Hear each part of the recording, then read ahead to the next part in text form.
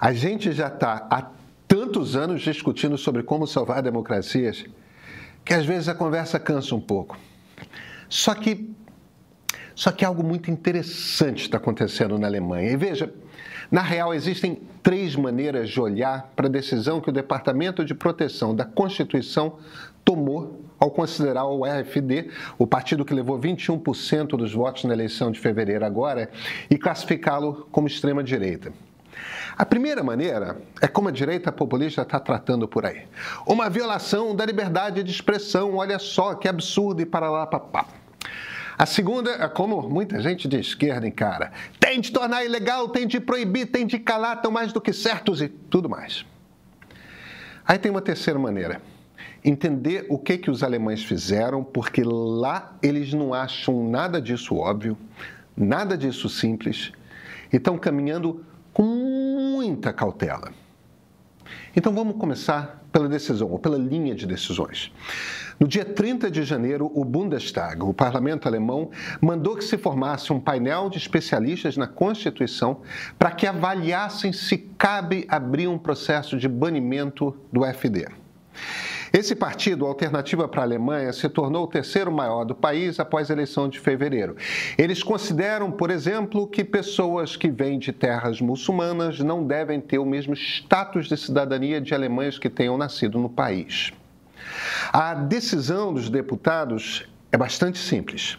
Que um conjunto de juristas avalie se há elementos no discurso do AfD que justifiquem a abertura de um processo para o banimento.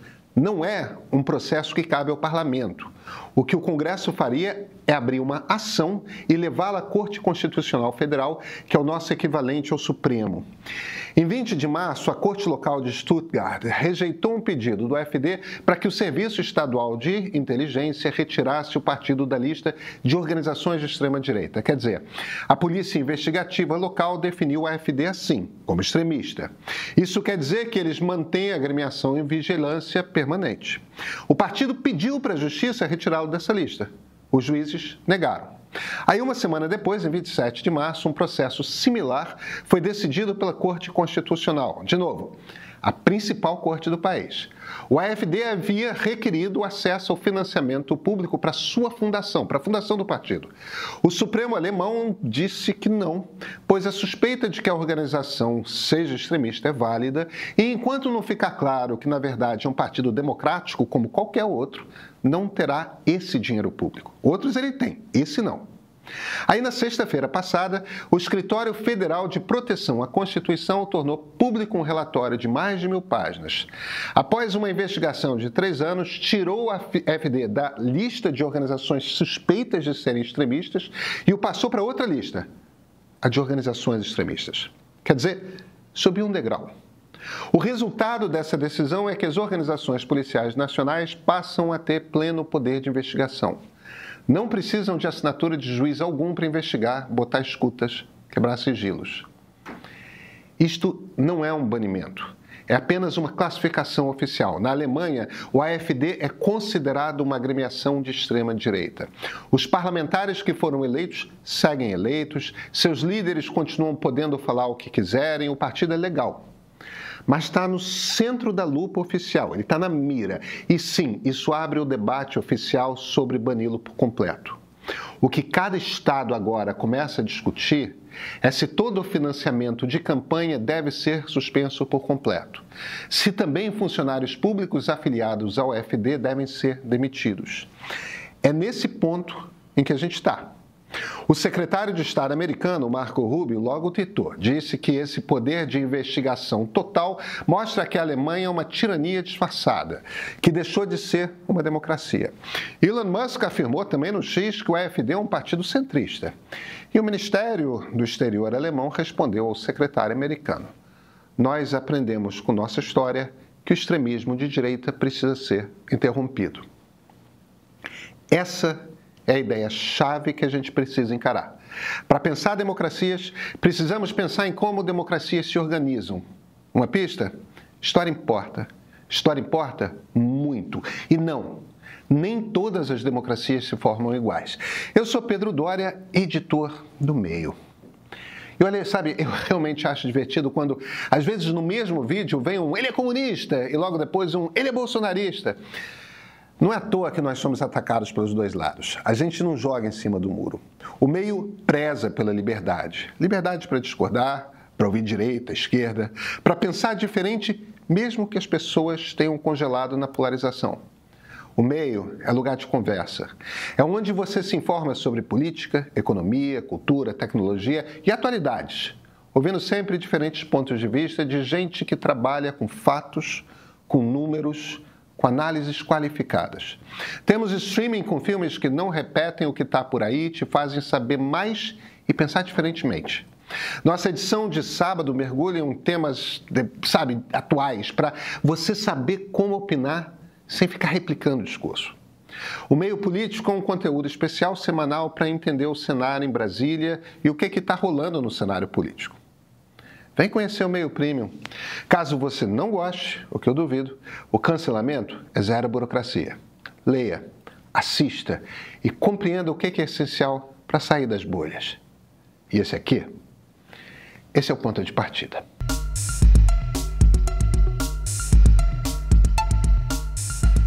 O problema de muito da maneira como a gente conversa sobre democracia, sabe, é que as pessoas tratam valores como se eles fossem absolutos. Valores não são absolutos. Valores são diretamente ligados ao que a história nos ensina. E o que a história ensinou para os americanos? Havia uma extrema-direita viva. Lá nos Estados Unidos, anos 1920, 30, houve um extenso debate. Ela não tomou o poder nacional. A extrema-direita seguiu viva na forma de racismo. O forte debate público, os protestos nas ruas, a justiça derrubaram as leis racistas. Em cada momento desses, a ideia de que um espaço aberto para que todos falem é capaz de melhorar a democracia se fortaleceu, se formou, se comprovou. E desde os anos 50 do século passado, decisões consecutivas da Suprema Corte ampliaram a tolerância com a expressão de ideias. Muita gente acha que a primeira emenda da Constituição americana é, por natureza, a lei que garante mais liberdade de expressão no mundo. Não é. Não era interpretada assim no século XIX, nem em boa parte do século XX. Essa é uma leitura pós-Segunda Guerra. Como a Suprema Corte é o que define o que a Constituição quer dizer, essa interpretação se tornou assim mais e mais ampla, porque a história do país levou a essa compreensão. Mas e na Alemanha? Bem, os alemães também tiveram uma extrema-direita viva nos anos 1920 e 30. Ela chegou ao poder pelo voto, botou fogo no parlamento, deu um golpe de Estado, criou o Terceiro Reich. Aí invadiu um país, dois, e quando entrou na França, o planeta todo foi tragado pela Segunda Guerra Mundial, onde morreram 80 milhões de pessoas.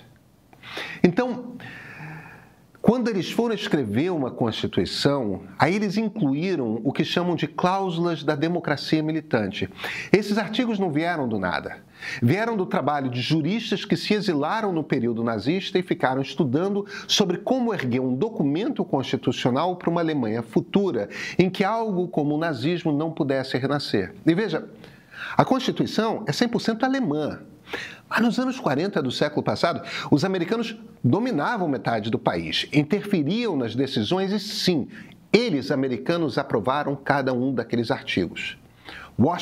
A Washington daquele tempo, considerava que os alemães precisavam mesmo ter um monte de salvaguardas para impedir o crescimento por apoio popular de uma nova extrema-direita. Por quê? Porque já aconteceu antes. Marco Rubio sabe disso, tá? Elon Musk talvez esteja tão saturado de ketamina que anda nesse delírio constante, né? Não é o caso do Rubio. Ele sabe exatamente por que a lei alemã é assim. O problema do AfD é essencialmente ao tratar pessoas de um grupo étnico ou cultural como diferente das outras, viola a premissa essencial da democracia militante alemã. E ainda assim a Alemanha está agindo com muita cautela, com investigação, com tempo.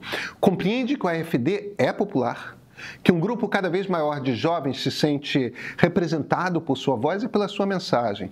Essas pessoas, seus ressentimentos, suas ideias, precisam ser compreendidos, precisam ser levados em conta. Mas na Alemanha tem limite.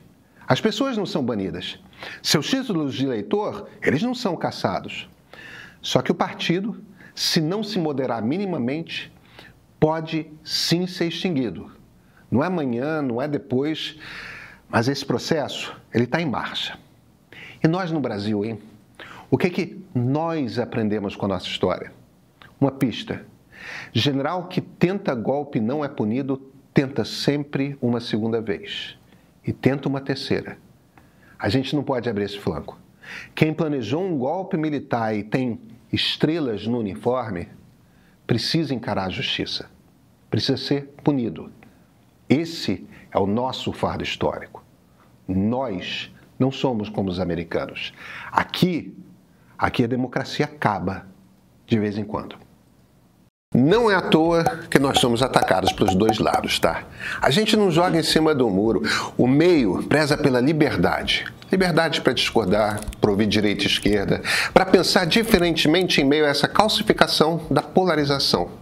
O meio é lugar de conversa, é onde você se informa sobre política, economia, cultura, tecnologia e atualidades, ouvindo diferentes pontos de vista de gente que trabalha com fatos, com números, com análises qualificadas. Temos streaming com filmes que, olha, não repetem o que está por aí e te fazem saber mais e pensar diferente. Nossa edição de sábado mergulha em debates atuais para você saber como opinar sem replicar discurso. O Meio Político é um conteúdo especial semanal para entender o cenário em Brasília e o que está rolando na política. Quem assina o Meio Premium Mais Cursos ainda tem acesso aos nossos cursos, com grandes nomes explicando política, história, inteligência artificial e muito mais. Vem conhecer o Meio Premium. Caso você não goste, o que eu duvido, o cancelamento é zero burocracia. Leia, assista, compreenda.